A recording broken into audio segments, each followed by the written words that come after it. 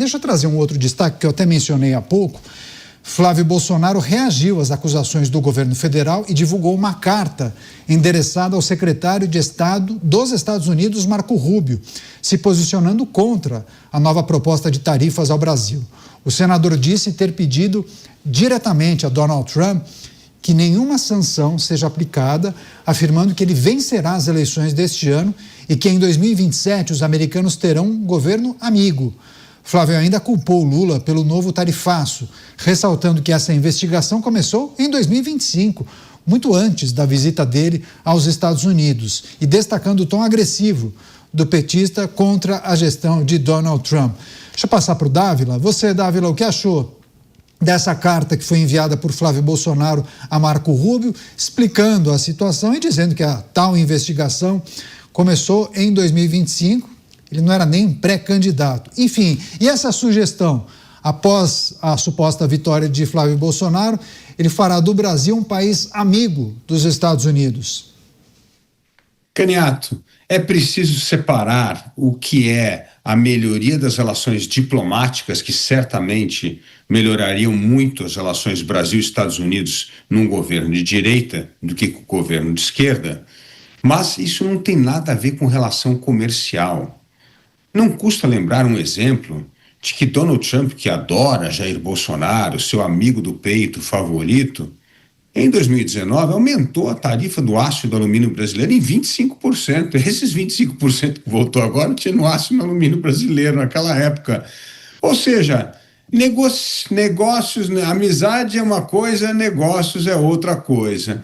Então, vamos manter a amizade, mas negócios à parte. Por isso, é preciso saber discernir entre as duas coisas. Uma coisa é melhorar as relações diplomáticas entre os países, mas as relações comerciais continuarão a ser ditadas pelo interesse nacional. E se o interesse nacional mudar, mudam também a política comercial sem um menor pudor de justificar para o seu melhor amigo porque que o país está fazendo, como o caso de Jair Bolsonaro, aumentando as tarifas do alumínio e do aço brasileiro em 25% em 2019.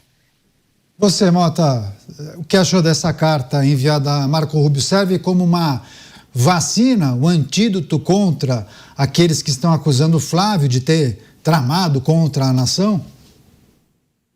Eu acho que é um gesto a favor da minha tese de que Flávio tem feito uma campanha como um estadista, uma tese a qual meu grande colega Cristiano Beraldo se opôs, mas eu ofereço como evidência o comportamento de Flávio. Basta comparar o comportamento de Flávio Bolsonaro com o comportamento do seu adversário. Quanto a essa questão das tarifas, só um idiota absoluto acreditaria que Flávio pediu a Trump para impor tarifas ao Brasil. Isso não tem sentido nenhum. Flávio não teria absolutamente nada a ganhar com essa medida. Além disso, Donald Trump tem as melhores agências de informação do mundo. É razoável pensar que ele sabe muito bem o que acontece aqui pelo Brasil. E também é razoável pensar que aquilo que nós, cidadãos comuns, conseguimos enxergar é apenas a pontinha do iceberg. E isso se aplica a essa questão do Pix. Eu acho que o que a gente não vê é muito maior do que o que a gente vê. O Pix é uma ferramenta absolutamente fantástica, mas prestem atenção nisso. O Estado brasileiro não faz nada para beneficiar o cidadão se isso não gerar, primeiro, um benefício muitíssimo maior para o Estado e para os amigos do Estado. Pois é, agora eu preciso me despedir de parte da rede. Algumas emissoras ficarão com seus programas e telejornais locais. Muito obrigado pela audiência e pela parceria. Continue com a gente. Sigo aqui com os nossos comentaristas. Já que o Mota fez essa reflexão, essa análise, mas também trouxe o apontamento sobre o que disse o Cristiano Beraldo, vou passar para o Beraldo, talvez tenha algum complemento a fazer. Vai lá, Beraldo. Não, com todo o respeito e carinho com o meu estimado amigo Mota, na verdade, tirando o atual presidente, que já se provou ser um desastre e não ter a menor condição de ser considerado para a lista de estadistas, todos os demais candidatos, pela falta de experiência no exercício de uma função desta dimensão e visibilidade mundial, terão ainda, aquele que vencer as eleições terá ainda que se provar ser de fato um estadista.